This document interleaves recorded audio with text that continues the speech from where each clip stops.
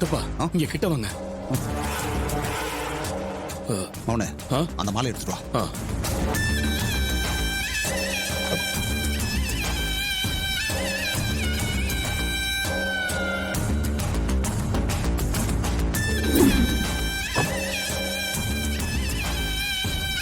அது கொடு.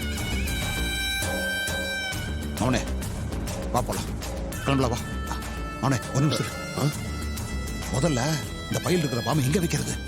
சித்தப்பா கரெக்டா ஒரு இடம் பார்க்கணுமே. இந்த பாரு, எதுவா இருந்தாலும் சட்டுன்னு பார்த்து சொல்லு.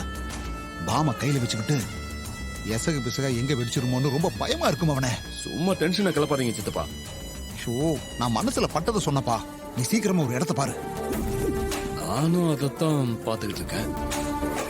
சித்தப்பா யாருக்கும் தெரியாம ஒரு மறைவான இடத்துல வைக்கணும். ஆமா, தோதான இடம் கிடைக்கணும்ல.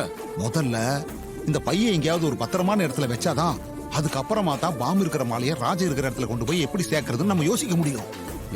பாமா அவனை போலாம்.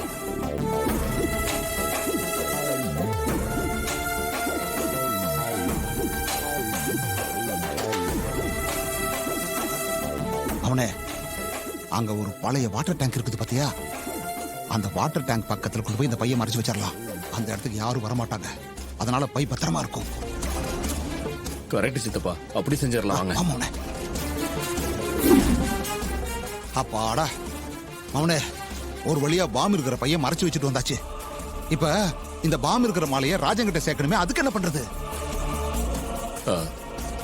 சித்தப்பா நான் யாகசாலைக்கு போய் அந்த ராஜன் பக்கத்துல இருக்கிற மாலையை நான் எப்படியாவது எடுத்துட்டு வந்துடுறேன். அதுக்கப்புறம் நம்ம கிட்ட இருக்கிற இந்த பாம்பு மாலையை அங்க கொண்டு போய் வச்சிருவோம். சரியா? சரி மோனே, பார்த்து ஜாக்கிரதையா போயிட்டு வா. நாங்க புடிங்க மறுபடியும் புடிங்க சித்தப்பா.